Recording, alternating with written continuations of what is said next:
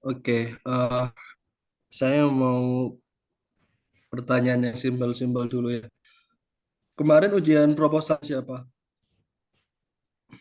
Pengujinya apa ya? Hmm. Ya, siapa pengujinya waktu Eh, proposal? Ketua sidang Bu Ati, kemudian penguji satu Pak Kris. Oke, oke. Pertanyaan saya pertama. Di sini kamu ada variabel self esteem ya. Ya, Self esteem itu apa sih? Terus kamu pakai teorinya siapa untuk self esteem ini? ya baik Pak. Mohon izin menjelaskan Pak. Mohon maaf, laptop saya lumayan agak ngelek ya Pak ya.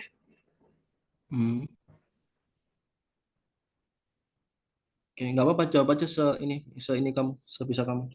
Oh ya, untuk self esteem saya menggunakan self esteem ini berupa harga diri Pak. Jadi bentuk eh, rasa percaya diri seseorang terhadap dirinya dengan penilaian yang positif. Oke, kalau teorinya pakai siapa? Esteem.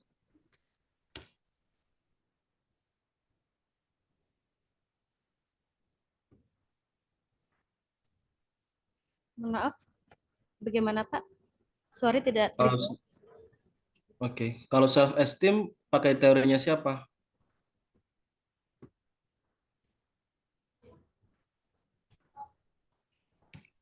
Masih nggak kedengar? Iya, putus-putus Pak. Oke,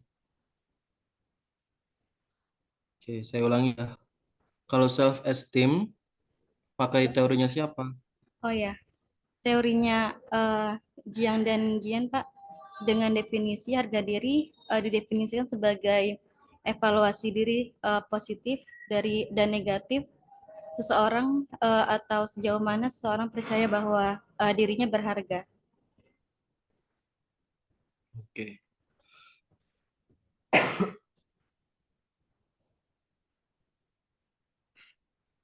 Kalau work life balance, ini kamu pakai teorinya siapa?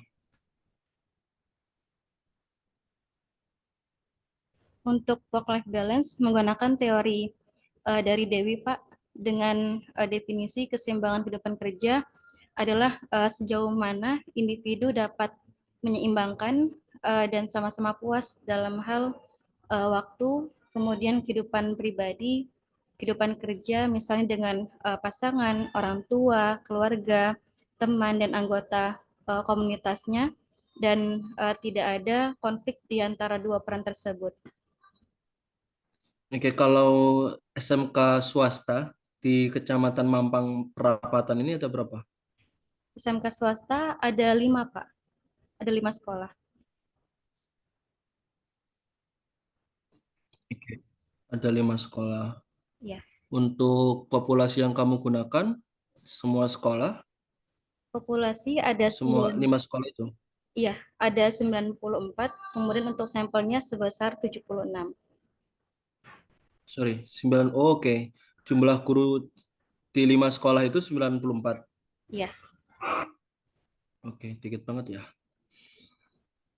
Tapi 76 itu terwakili dari 5 sekolah itu ya. iya Pak, sudah terwakili dari masing-masing sekolah. Oke. Tujuan penelitian kamu ada berapa? Penelitian ada 4 Pak, untuk Apa aja? iya. Apa aja? Tujuan penelitiannya apa aja?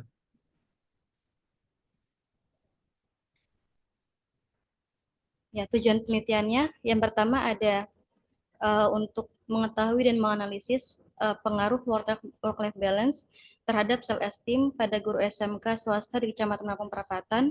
Kemudian yang kedua, mengetahui dan menganalisis pengaruh self-esteem terhadap kebahagiaan pada guru SMK swasta di Kecamatan Mampang Perapatan. Dan yang ketiga, mengetahui serta menganalisis pengaruh work-life balance terhadap kebahagiaan pada guru SMK swasta di Kecamatan Mampang Perapatan.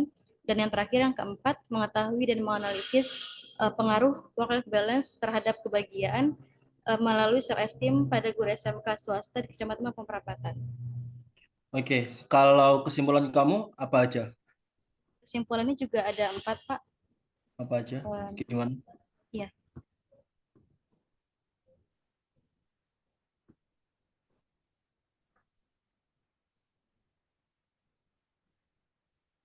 kesimpulannya yang pertama, hasil uji hipotesis menunjukkan adanya pengaruh work-life balance, pengaruh langsung yang signifikan dan positif antara work-life balance terhadap self-esteem dengan nilai original sampel sebesar 0,813 dan T statistik lebih dari 1,96 yaitu 10,6666, bahwa diartikan bahwa jika guru SMK swasta di Kecamatan Perapatan memiliki work-life balance yang tinggi, maka guru akan memiliki rasa self-esteem atau harga diri yang tinggi, yang kuat pula. Kemudian yang kedua, untuk hasil uji hipotesis kedua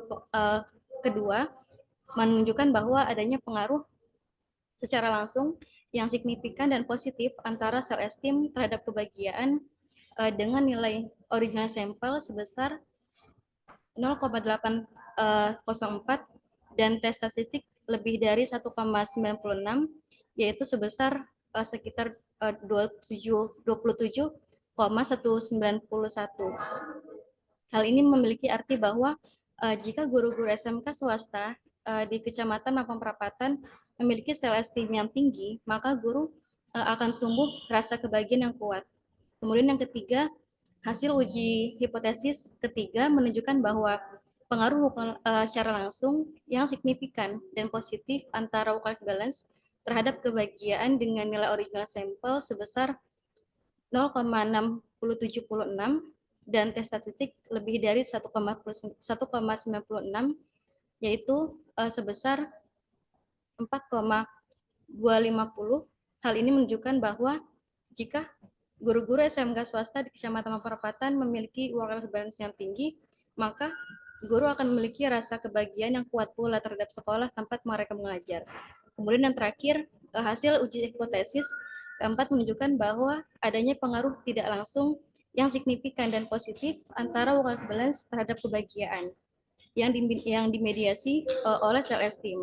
Nilai original sampel sebesar 0,400 dan tes statistik sebesar 6,9022 yang mengartikan lebih dari 1,96. Hal ini menunjukkan bahwa work-life balance mampu mempengaruhi kebahagiaan melalui self esteem yang ada pada diri guru SMK swasta di Kecamatan Mampang. Sekian, Pak. Oke, catatan saya pertama, Nurul tolong dicatat ya. Di bagian abstrak, kamu tambahkan sebelum tujuan itu kamu tambahkan latar belakang singkat. Jadi jangan langsung tujuan, tambahkan latar belakang singkat satu atau dua kalimat gitu aja. Terus di bagian setelah hasil itu kamu tambahkan saran ya, Mohon maaf, di bagian apa, Pak? abstrak. Di bagian abstrak. Ya. Oke. Sebelum tujuan tambahkan latar belakang singkat. Setelah hasil tambahkan apa tadi saran. Baik, Pak. Akan saya tambahkan. Oke, selanjutnya masih berkaitan sistematika ya. Tolong di cara merujuk, cara merujuknya kalau saya lihat masih banyak yang salah ya.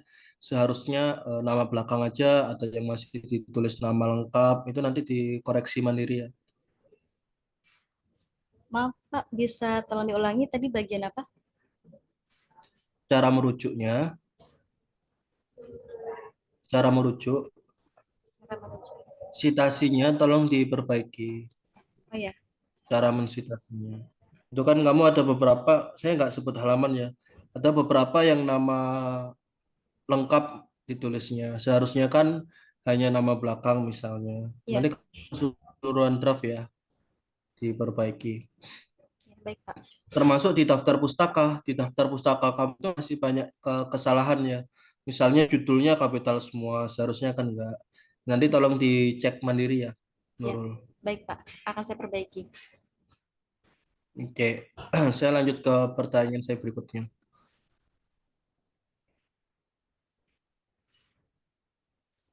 Bentar.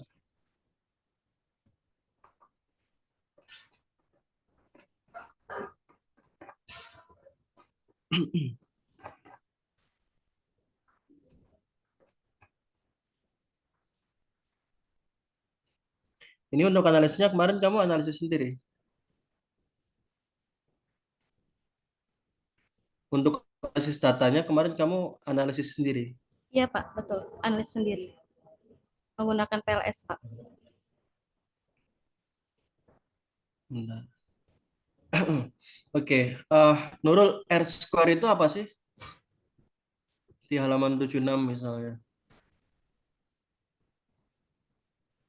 R square ya. Hmm.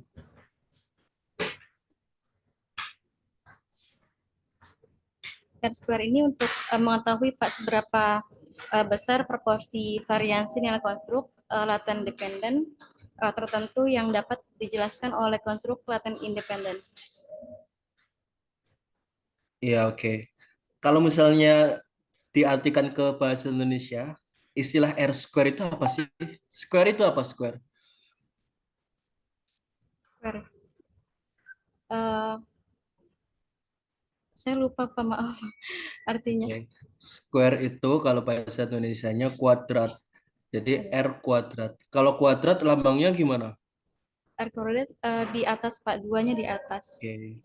Jadi nanti diperbaiki ya. Oh ya, Kalau ada R square, F square itu harusnya dua itu posisinya di atas ya, bukan ya, R2 gitu bacanya. Nanti semuanya tolong diperiksa ya.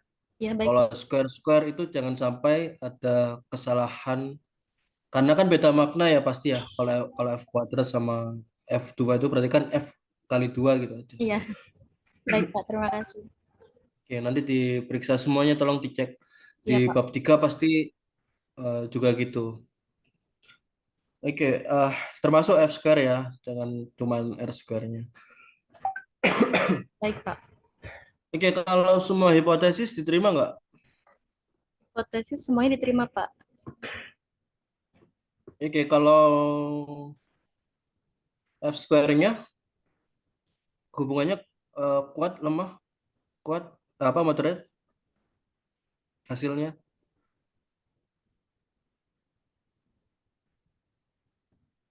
F square-nya Pak ya.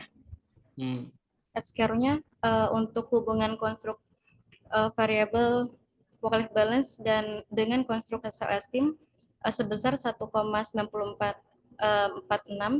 yang 946 yang berarti bahwa keduanya memiliki hubungan yang kuat. Kemudian yang kedua hubungan antara konstruk variabel self-esteem dengan konstruk variabel kebahagiaan sebesar 0,002 yang berarti bahwa keduanya memiliki hubungan yang lemah. Kemudian ketiga, hubungan antara konstruk variabel work-life balance dengan konstruk variabel kebahagiaan sebesar 0,255 yang berarti bahwa keduanya memiliki hubungan yang sedang. Oke, pertanyaan saya berikutnya. Kira-kira kenapa self esteem sama kebahagiaan itu lemah hubungannya?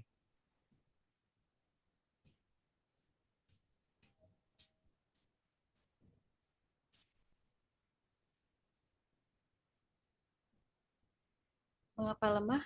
Karena nilai yang sudah terstandarkan bahwa untuk Oke, itu masalah nilai. Enggak, yang saya tanyakan, ya kalau misalnya hasil dibandingkan dengan temuan kamu, hasil analisis kamu sama teori mungkin kira-kira kenapa temuan kamu itu self esteem sama kebahagiaan lemah? Secara teori gimana misalnya? secara teori mau kemana Pak? Saya grogi. Nggak Eh, apa.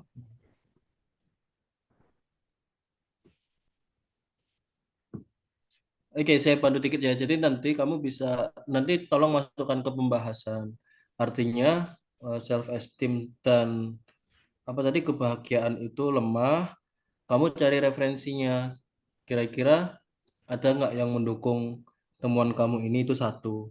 Kemudian yang kedua, kamu lihat hasil deskriptif kamu.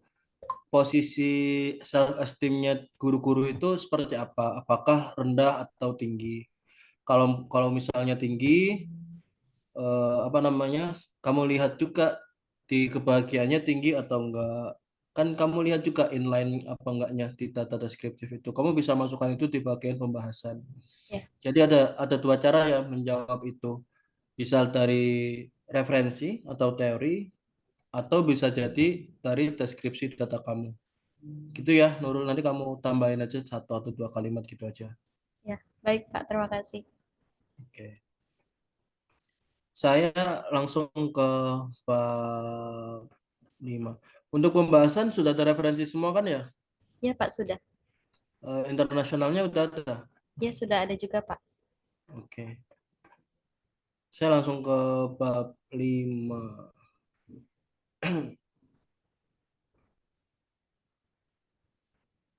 Keterbatasan. Oke, ini saya langsung saran aja ya, Nurul. Ya, Jadi Pak. keterbatasan sama rekomendasi penelitian selanjutnya itu harus sinkron, harus inline. Kalau misalnya kamu keterbatasan yang pertama itu ngomong A misalnya, berarti rekomendasi penelitian selanjutnya itu poin pertama harus menjawab keterbatasan yang pertama. Jadi harus sinkron, keterbatasan satu ngomong apa, di rekomendasi harus menyelesaikan keterbatasan itu. Jadi misalnya kalau saya lihat di keterbatasan kamu ini kan variabel kebahagiaan tidak hanya dipengaruhi oleh work life balance dan seterusnya. Berarti rekomendasinya harus nyambung. Misalnya peneliti lain bisa meneliti variabel A, B, C, D, E yang dapat mempengaruhi kebahagiaan misalnya. Gitu ya Nurul. Jadi Ya, baik, Pak. harus sinkron. Iya. Jangan sampai di keterbatasan ngomong apa, rekomendasinya ngomong apa. Ya, baik, Pak. Akan saya perbaiki, Pak. Terima kasih. Oke, tadi ya daftar pustakanya nanti tolong diperbaiki.